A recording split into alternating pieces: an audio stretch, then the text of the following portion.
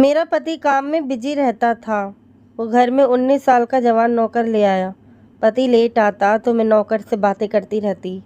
एक रात जज्बात में आकर नौकर को सीने से लगा लिया। फिर उसने मेरे साथ पूरी रात। मैं अपने पति के साथ बहुत खुश थी। एक दिन बार बार मेरे नौकर की तरफ दीवाना रहता, और क्यों ना होता, वो था ही इतना स्मार्ट और हैंडसम कि कोई भी औरत उसकी दीवानी हो जाए। इससे पहले मेरे पति ने कभी भी कोई नौकर हमारे घर पर नहीं रखा था। सारे घर के काम वो खुद ही करती थी। बस एक नौकरानी आई थी जो रोजाना के बर्तन धोकर चली जाती थी। लेकिन अचानक मेरे पति का एक नौकर रख लेना मेरे लिए हैरत की बात थी। लेकिन मैंने शुरू के दिनों में इतना ध्यान नहीं दिया था। वो लड़का देखने में बहुत ज़्यादा खूबसूरत था। उसकी उम्र भी कोई 19 साल थी। मैं ऐसी तो नहीं थी, लेकिन जब भी इस लड़के को देखती थी मैं अपना दिल टूटा हुआ महसूस करती थी।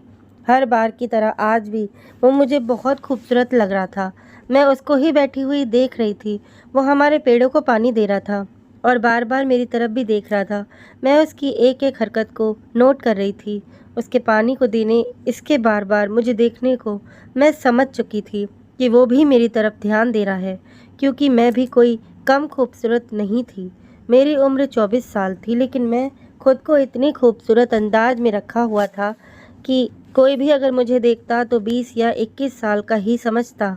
मेरी शादी बहुत कम उम्र में हो गई थी, जिसकी वजह से मैं अभी तक जवान थी। लेकिन मैं यह बात बहुत अच्छे से जानती थी। वो बहुत शर्म आता है, कभी पहले खुद से कुछ नहीं कहेगा। मेरे पति भी इस पर बहुत ज़्यादा सख्ती करते थे। छोटी छोटी बात पर डांट देते थे। ये नहीं करो, वो नहीं करो, ठीक से काम करो। इस वजह से वो उनसे भी डरता था, और इसमें इतनी हिम्मत नहीं थी कि वो मेरी तरफ कदम बढ़ा पाता। लेकिन किसी न किसी को तो पहल करनी ही थी, चाहे वो मैं हूँ या फिर वो। इस वजह से मैं बैठी हुई इस बारे में सोच रही थी कि मुझे क्या करना चाहिए, जिसकी वजह से मैं इसके साथ एक रात गुजार लूँ या उसके साथ अपनी ज़िंदगी की शुरुआत कर लूँ। मैं अपने पति के साथ खुश थी, लेकिन मैं इससे इम्प्रेस नहीं हो पाती थी। यही बातें सोचते हुए पूरा दिन गुजर चुका था। इस नौकर को आए हुए ज़्यादा टाइम नहीं हुआ था, कुछ ही दिन हुए थे, लेकिन वो उन कुछ दिनों के अंदर ही मेरे दिल में जगह बना बैठा था। उसके बात करने का तरीका बहुत ही अच्छा था। बहुत ही अच्छे अंदाज में मुझसे बात करता था, और दूसरी तरफ मेरे पति बहुत गंदे तरीके से मुझसे बात करते थे। इस वजह से मैं अपने पति से बहुत उदास रहती थी, और यह नौकर मुझे बहुत तमीज़ से बात करता था। एक औरत को सबसे ज़्यादा पसंद वही आदमी आता है जो औरत को इज्जत दे सके और तमीज़ से बात करते हों। यही वजह थी कि मैं उसकी तरफ बहुत ज़्यादा ध्यान दे रही थी। मैं यह बात किसी को बोलना भी नहीं चाहती थी, लेकिन मैं जानती थी कि अगर मैं इस बारे में किसी को भी बताया तो लोग मुझे बदनाम कर देंगे, मेरे बारे में गलत तरह की बातें बनाएंगे। इसी वजह से मैं यह बात दिल तक ही रखी हुई थी। लेकिन मेरा दिल अभी साथ में हासिल करने के लिए पागल था। मैंने बैठे हुए सारा प्लान बना लिया था कि आज की रात मैं अपने इस नौकर के साथ ही गुजारूंगी। जैसे ही वो रात को अपने कमरे में सोने के लिए जाएगा, मैं भी उसके साथ जाकर सो जाऊंगी। मैं यही सोचते हुए अंदर चली गई थी, और सारा दिन मैं इस इंतज़ार में गुजार दिया था कि मैं बस आज की रात में अपनी मंजिल पर पहुंच जाऊंगी। वैसे भी मेरे पति किसी काम के सिलसिले से बाहर जा रहे थे। इस वजह से मुझे इस बात की भी टेंशन नहीं थी कि मेरे पति ने आकर मुझे देख लिया तो मुझे ख़त्म कर देंगे। मैं इस वजह से बिल्कुल बेफिक्र थी। आज मैं अपनी मंजिल पर पहुंच जाऊंगी, यही सोचते हुए मैंने खाना तैयार किया और रात गए जल्दी ही खाना लिया और इंतज़ार करने लगी कि वो कब अपने कमरे में जाए और मैं उसके पीछे जाकर उसके साथ लेट जाऊं। जैसे ही मुझे अंदाज़ा हो गया कि वो अपने कमरे में जा चुका है और अब सहन बिल्कुल खाली है, तो मैं अपने कमरे से निकलकर धीरे धीरे कदम उठाती हुई उसके कमरे में जाने लगी। मेरा दिल बहुत धड़क रहा था। मेरे दिल की धड़कन बहुत तेज़ हो चुकी थी। मेरा एक एक कदम भारी हो रहा था। मुझे डर भी लग रहा था, लेकिन मेरी ख्वाहिशें मुझे बढ़ावा दे रही थी, जो मुझे कदम पीछे लेने के लिए बिल्कुल भी इजाज़त नहीं दे रही थी। मैं उसके कमरे के दरवाजे पर पहुँच तो चुकी थी, लेकिन मेरा दिल डर के मारे थर-थर काँप रहा था। मैंने दरवाजे के लॉक पर हाथ रखा और दरवाज़ा खोलकर अंदर दाखिल हुई। मुकम्मल ओढ़े हुए लेटा था। मैं धीरे धीरे कदम उठाते हुए उसके पास जाकर लेटी कि मेरे दिल 100 की स्पीड से धड़क रहा था। मैंने हाथ बढ़ाकर जैसे ही उसके सीने पर रखा, उसने एकदम से अपने मुंह से कम्बल हटाया, और जैसे ही मैंने उसके चेहरे की तरफ देखा तो मेरे तो होश उड़ गए। महसूस हुआ जैसे कमरे की छत मेरे सर पर आ गई हो, मेरे कदमों तले ज़मीन निकल गई हो, क्योंकि बेड पर वो 19 साल का नौकर नहीं बल्कि मेरा। मैं शुरू दिनों से ही अपने पति के साथ बहुत खुश थी, क्योंकि मेरे पति मेरा बहुत ख्याल रखते थे। छोटी छोटी सी बात पर मेरी फ़िक्र करते थे। यह सब खासियत तो उनमें थी ही, वो मेरा ख्याल रखते हैं, मुझसे प्यार करते हैं, लेकिन उनमें दो खराबी भी थी। वो बात बात पर बहुत गलत तरीके से मुझसे बात करते थे और ख़ुद को बिल्कुल भी साफ नहीं रखते थे। उनका बात करने का अंदाज़ मुझे बहुत बुरा लगता था। वो तू करके बातें करते थे, ये चीज़ मेरे लिए बहुत बुरी थी। मैं अपने ख़ानदान की इकलौती ही लड़की थी जिसे 12वीं तक पढ़ाई की, वरना हमारे ख़ानदान में लड़कियों को 5वीं क्लास के बाद पढ़ने की परमिशन नहीं देते। लेकिन मेरे माँ बाप ने मुझे 12वीं क्लास तक पढ़ाई करवाई थी। इस वजह से मैं चाहती थी मेरी जिससे भी शादी हो वो पढ़ा लिखा हो, लेकिन बदकिस्मती से मेरी शादी भी एक अनपढ़ से हुई थी। लेकिन मेरा पति अनपढ़ तो था, लेकिन उसके बावजूद भी वो बहुत मालदार था। मेरे माँ बाप ने उसका पैसा देकर ही मेरी शादी में उसके साथ करवाई थी। मेरे मुंह से कोई बात निकलने की देर होती वो झट से पूरी कर देता था। मेरा ससुराल काफ़ी बड़ा था, लेकिन मेरे पति ने मेरे आराम के लिए एक अलग बहुत बड़ा घर लिया हुआ था गांव में, जहां पर सिर्फ मैं और वही रहते थे। सारे घर का काम मैं खुद ही करती थी, लेकिन अब मैं कभी कभार जाती थी, पर बहुत शिकायतें भी करती थी कि इतने बड़े घर का काम मुझे अकेले नहीं होता है, आप कोई नौकर रख लें जिससे मेरे काम में थोड़ी मदद हो जाया करेगी। लेकिन वो हमेशा यही कहते थे कि कोई ज़रूरत नहीं है, मैं नहीं चाहता तुम किसी और से मिलो, मैं चाहता हूँ बस तुम मुझ तक ही रहो। इस वजह से मैं तुम्हें अपने घर वालों से भी नहीं मिला पाता। मुझे ये बातें बहुत अजीब लगती थी और कभी कभी मैं उन फालतू की बातों से बहुत ज़्यादा परेशान हो जाती थी। लेकिन मैं जानती थी यह भी प्यार करने का एक अंदाज होता है। मेरा पति सिर्फ अपने आप को ही मेरे पास रखना चाहता है, लेकिन मुझे अपने पति से इतनी ज़्यादा कोई मोहब्बत नहीं थी। वजह सिर्फ उनका बात करने का अंदाज है, उनका लहजा था और उनका गंदा रहना, वरना वो बहुत अच्छे थे। मैंने एक दो बार उन्हें कहा भी था कि आप अपने बात करने का अंदाज़ बदलें और ख़ुद को साफ़ सुथरा रखा करें, लेकिन वो मेरी बात को एक कान से सुनकर दूसरे कान से निकाल देते थे, क्योंकि वो बचपन से ही ऐसे माहौल में रहे। यहाँ पर खुद पर ध्यान देने की बजाय पैसे कमाने पर ध्यान दिया जाता था। खैर, वक्त गुजरता गया और मैं थकने लगी थी, क्योंकि मुझे इतना ज़्यादा काम नहीं होता था। मेरी तबीयत भी अब ठीक नहीं रहती थी। इस वजह से चीज़ को देखकर उनका मुझ पर तरस आ गया और उन्होंने एक नौकरानी को मेरे लिए रख दिया। वो आकर रोज़ाना दिन में घर का बर्तन धो जाती थी। मैं इस लड़की के साथ बहुत घुल मिल गई थी, क्योंकि वो भी मेरी उम्र की थी और उसके साथ सारा दिन हंसी मजाक करते हुए गुजार देती थी और रात में वो मेरे पति के आने से पहले अपने घर चली जाती थी।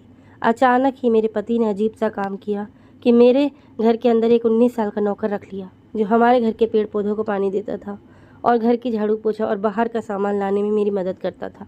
मैं हैरान परेशान रह गई जब मेरे पति एक औरत को मेरे साथ बर्दाश्त नहीं कर पा रहे थे, तो वो एक आदमी को किस तरीके से मेरे लिए बर्दाश्त कर रहे थे।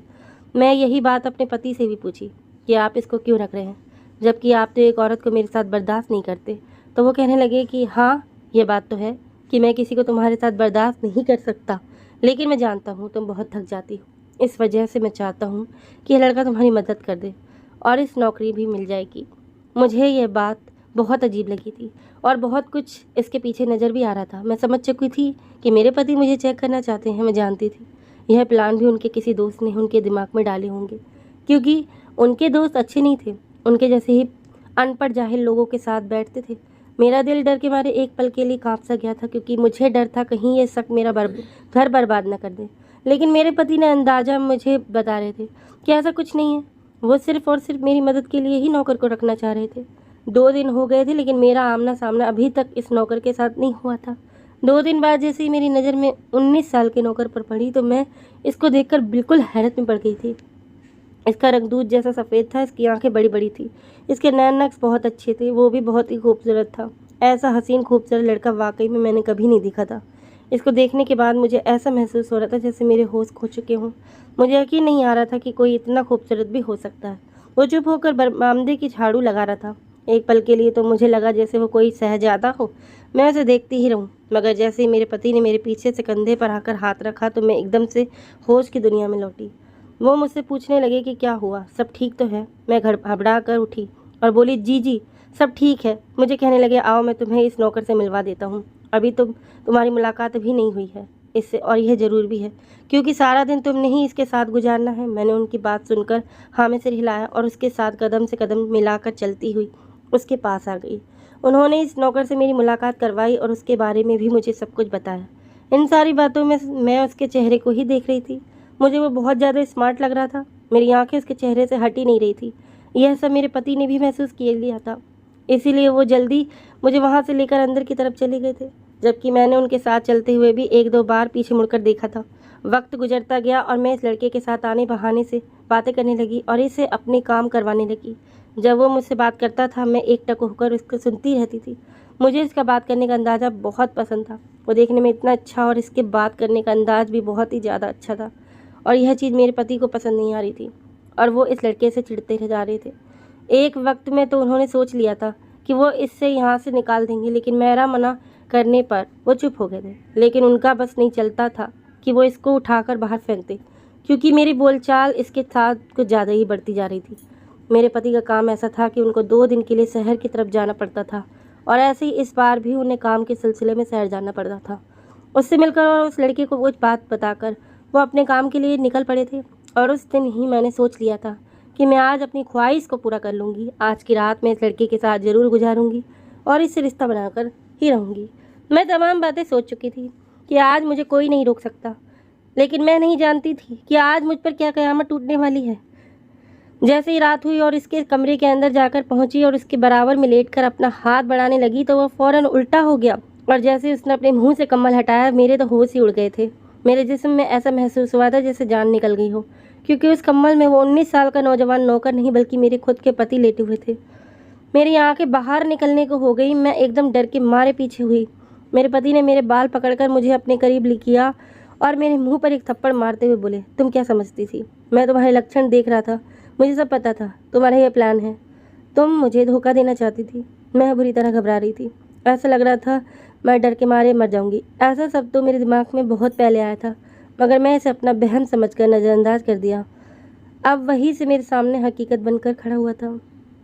मेरे पति का गुस्से से बहुत बुरा हाल था। उनके चेहरे पर दुख और गुस्सा साफ नजर आ रहा था और वो मुझे खा जाने वाली नज़रों से घूर रहे थे। मेरा दिल फटने के करीब हो गया। सांस नहीं आ रही थी मुझे। मैं खींच कर सांसें ले रही थी। यह सब मेरा ही बनाया हुआ खेल था जिसमें मैं तुम्हें फंसाना चाहता था। मेरे दोस्त सही कहते थे, तुम जैसी पढ़ी लिखी लड़कियां ऐसी ही होती हैं, जो किसी भी अच्छे लड़के को देखते ही उस पर लाल टपकाने लगती हैं। मैं उनकी तरफ देखते हुए नहीं, मैं सर हिलाने लगी। मुझे समझ में नहीं आ रहा था कि मैं वहाँ पर इस वक्त कैसे पहुँच गए। उनसे अपने बाल छुड़वाकर अपने घर की तरफ भाग गई। वो भी फ़ौरन मेरे पीछे पीछे आने लगे। मैं डर के मारे थर-थर काँप रही थी, क्योंकि मैं जानती थी अब मेरी मौत पक्की है। मेरे पति मुझे किसी भी हाल में अब जिंदा नहीं छोड़ेंगे और मेरे साथ होना भी यही चाहिए था, क्योंकि इतने प्यार करने वाले पति के होते हुए मैं किसी और आदमी के पीछे भाग रही थी। मैं जानती थी मैं गलत कर रही थी, लेकिन मैं मजबूर हो गई थी। शैतान ने मुझे अपने झांसे में ले लिया था। मुझे इस तरीके का बदतमीजी से बोलने वाला और गंदा रहने वाला इंसान पसंद नहीं आ रहा था। मेरे पति जैसे ही घर में आए मैं उन्हें कहीं भी नज़र नहीं आ रही थी, क्योंकि मैं कमरे के अंदर बेड के नीचे छुपी हुई थी। मौत का डर मुझे सता रहा था। आज मुझे मालूम हुआ था कि ज़िंदगी कितनी प्यारी होती है। मौत को सामने देखकर मेरे तो होश उड़ चुके थे। वो कमरे के अंदर आए और मुझे चारों तरफ ढूंढने लगे और तेज़ तेज़ मेरा नाम पुकार कर मुझे बाहर आने के लिए बोलने लगे। वो मुझे यही कह रहे थे कि अगर तुम 10 मिनट के अंदर बाहर नहीं आई तो मैं तुम्हें तलाक दे दूँगा। और यह बात मेरे लिए बर्दाश्त करने के लायक नहीं थी। यह अल्फाज तो मेरे लिए मौत से भी बदतर थे। मैं ये सुनकर चौंक गई। इसीलिए मैं फ़ौरन बाहर आ गई और उनके पास पर पड़ते हुए बोली, मुझे माफ़ कर दो। आज के बाद मैं ऐसी हरकत कभी नहीं करूँगी। मैं अपनी ख्वाहिशों के आगे पागल हो गई थी। इसी वजह से मैं एकदम यह कदम उठाने पर मजबूर हो गई। उन्होंने एक और थप्पड़ मेरे मुंह पर मारते हुए कहा, तुम कितनी बदतमीज हो। तुम इस अपने काम की कोई चीज़ नहीं है। मैं तुम्हें आज जिंदा नहीं छोड़ूंगा। वो अपनी बेल्ट निकाल कर मुझे जानवरों की तरह पीटने लगे। मैं उनसे अपने किए की माफ़ी मांगने लगी, लेकिन वो किसी भी हाल में नहीं रुके। उनका हाथ किसी मशीन की तरह चल रहा था। यह मेरे वही पति थे जो मुझ पर जान छिड़कते थे। मौत पर किसी भी मुसीबत आने से पहले खुद ही तरफ मोड़ लेते थे। मेरी जरा सी तकलीफ पर तड़पते उठते और आज वो मुझे बेदर्दों से बेल्टों से मार लगा रहे थे। हकीकत यह है, जब आदमी गुस्सा आता है तो वह अपना आपा खो बैठता है, और आज यही मेरे साथ हो रहा था। मेरे पति किसी भी हाल में नहीं रुक रहे थे। मैं उनको हटा रही थी, मिन्नतें कर रही थी, माफ़ी मांग रही थी, लेकिन वो नहीं रुक रहे थे। आखिरकार जब वो थक कर चूर हो गए तो उन्होंने बेल्ट फेंकी और सोफे पर जाकर बैठ गए और मेरी तरफ देख कर कहने लगे, मैं बहुत पछता रहा हूँ कि मैं तुम्हें इतना प्यार किया, इतनी इज्जत और मान दिया, लेकिन तुमने सब कुछ बर्बाद कर दिया। तुम्हें इज्जत रास नहीं आई। तुम सबके काबिल नहीं थी। मैं जूते की नोक पर रखना चाहिए था। मैंने तुम्हें सर पर ताज बनाया है। मेरी गलती थी। तो मैं उनकी तरफ देखते हुए कहने लगी, यह सब आपकी वजह से हुआ है। अगर आप मेरे साथ सही तरीके से रहते, सही तरीके से बात करते, तो मैं कभी भी किसी और की तरफ ध्यान नहीं देती। मैं आपकी तरफ ही ध्यान देती रखती। मैं कितनी बार आपसे कहा कि आप अपना बात करने का रवैया बदलें, अपना हुलिया ठीक करें, लेकिन आपने नहीं सुना। आपने अपनी मनमानी की तो मैं क्या करती? मैं उल्टा उस पर इल्ज़ाम लगाकर डालकर अपने गुनाह पर पर्दा डाल रही थी। मैं भी किसी और की तरफ दीवानी क्यों रखा? आपने किसी आदमी को नौकर घर के अंदर। मैं रोती हुई आवाज़ में उनसे सामने खड़ी होकर बोलने लगी और कमज़ोर दलीलें देने लगी। उन्होंने मुझे उदास निगाहों से देखते हुए कहा, तुम्हें इतना महान, इतनी इज्जत, इतना प्यार दिया, इसका ये सिला दिया तुमने। मुझे मेरी गैर मौजूदगी में तुम किसी और के साथ जाकर सोने के लिए तैयार हो गई। तो मैं उनकी तरफ देखते हुए कहा, इसके कसूरवार भी आप हैं। आपने ही मुझे इस चीज़ का मौका दिया है। 2 दिन 4 दिन ठीक है, आप मुझसे कई कई दिन दूर रहते हैं, मुझे ठीक तरीके से वक्त नहीं देते। तो मैं क्या करती? मैं हो गई किसी और की तरफ, मगर मेरी गलती नहीं है। ना आप इस मर्द को रखते, मैं यह सब तमाशा होता। इतना सब हो जाने के बाद भी अपनी गलती मानने के लिए तैयार नहीं थी। तो फिर वही बात है, वो बोलने लगे कि मैं तुम्हें चेक कर रहा था और मुझे शक था कि तुम इस तरीके की ही लड़की हो। और देखो, मेरा शक यकीन में बदल गया। मैंने जो तुम्हारे बारे में सोचा था, जिस तरीके का मुझे लगा था कि हो सकता है तुम ऐसे ही हो, मेरा शक यकीन में तुमने आज बदल दिया। और मुझे बहुत अफसोस है कि तुम मेरी बीवी हो। उनके लहजे में दुख ही दुख था। मुझे इस बात का अफसोस था कि मेरे पति मुझसे इतना प्यार करते थे, इसके बावजूद मैं उनको धोखा देना चाहती थी, और बल्कि धोखा दे रही थी। लेकिन मैं मजबूर हो गई थी, मैं अपनी ख्वाहिशों के आगे मजबूर हो गई थी। शैतान मुझ पर सवार हो चुका था। अब मैं अपनी सफाई में क्या बोलने के लिए कुछ भी नहीं बचा था। मेरे पति गुस्से से लाल चेहरा लिए एकदम से अपनी जगह से खड़े हुए और मेरा बाजू पकड़कर अपने पास किया और मेरे मुंह पर कहने लगे कि मैं तुम्हारे साथ अब और नहीं रह सकता, क्योंकि जब जब मैं तुम्हारा चेहरा देखूंगा मुझे सब कुछ याद आ जाएगा। मैं इस तकलीफ़ को एक बार तो झेल चुका हूँ, मुझ में इतनी हिम्मत नहीं है कि मैं इस तकलीफ़ को बार बार झेलूँ। एक आदमी सब कुछ बर्दाश्त कर सकता है, लेकिन औरत की बेवफाई नहीं। इसलिए मैं तुम्हें आज आज़ाद करता हूँ, मैं तुम्हें तलाक देता हूँ। उन्होंने मुझे तलाक दे दी और एक झटके में छोड़ दिया। मैं बिल्कुल पत्थर की मूरत बन गई थी और फटी फटी निगाहों से उनकी तरफ देख रही थी। वो यह बोलकर वहाँ 1 मिनट के लिए भी नहीं रुके थे, वहाँ से चले गए थे। वो मेरे साथ क्या हो रहा था? अभी 2 दिन पहले तो मेरी ज़िंदगी खुशियों से भरी हुई थी, और आज मैं बिल्कुल बेबस, लाचार, मजबूर होकर ज़मीन पर गिरी हुई थी। जितनी इज्जत के साथ मैं रोज़ाना खड़ी होती थी, आज मेरे पति ने मुझे ज़मीन पर गाड़ कर रख दिया था। और मेरे साथ बिल्कुल ठीक हुआ था, क्योंकि मैं अपने पति की मौजूदगी में ये सब करती आ रही थी। लेकिन मुझे एहसास हो रहा था यह मेरे साथ क्या हुआ है। मैं वहीं बैठी घंटे रोती रही और अपना दर्द हल्का करती रही, लेकिन वो मेरे बस में नहीं था। मेरी ज़िंदगी को जो दाग लग चुका था वो कभी भी ना मिटने वाला था। मैं उठी और अपना सामान पैक करके अपनी माँ के घर आ गई। लेकिन वहाँ आने के बाद भी जो मेरे साथ शुरू हो गया वो बर्दाश्त करने के लायक नहीं था, क्योंकि मेरे पति ने सारी बातें मेरे घर वालों को बता दी थी। मेरी माँ ने मेरे साथ बहुत बुरा सलूक किया। मेरे भाइयों ने भी मेरे साथ जानवरों जैसा बर्ताव किया। कहाँ मैं पति के घर रानी बनकर रहती थी और कहाँ मैं अपनी भाभीयों के घर एक नौकरानी बनकर रह गई थी। मुझे कोई नहीं पछतावा था। जो भी मेरी तरफ देखा था गंदी नज़रों से देखता था और मुझे गंदे गंदे अल्फाज बोले जाते थे। ऐसा लगता था जैसे मेरा नाम यही हो। मैं तो अपना नाम तक भूल गई थी। ज़िंदगी कैसे क्या हो गई थी, सिर्फ मेरे एक गलत कदम की वजह से मैं आसमान से ज़मीन पर पटक दी गई थी। अब सोचती हूँ कि क्या कमी थी मेरे पति में, जो मैं गलत रास्ते पर निकल पड़ी थी। हालांकि मैंने कुछ गलत किया ही नहीं था, क्योंकि मुझे मौका नहीं मिला। अगर इस रात मेरा पति वहाँ नहीं होता तो मैं पाप कर बैठती। मुझे नहीं मालूम वो लड़का कहाँ गया था, इसके साथ मेरे पति ने क्या बर्ताव किया था। अब मैं सोचती हूँ कि वो लड़का हमारे घर नहीं आता तो मैं नहीं भागती, ना अपने पति के साथ यह सब करती।